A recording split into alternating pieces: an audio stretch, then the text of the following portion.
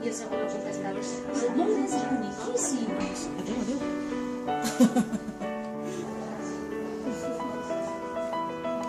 Mira, tinc un conte molt bonic, que es diu Brif, Bruf, Braf. Vol que te l'expliqui? Doncs mira, hi havia dos nens al pati que jugaven a inventar-se una llengua especial per poder parlar entre ells sense que els altres hi entenguessin res. Brif, braf, va dir el primer. Braf, brof, va contestar el segon. I va començar a jugar-hi. De manera que tu ets la rata que es menja els gats?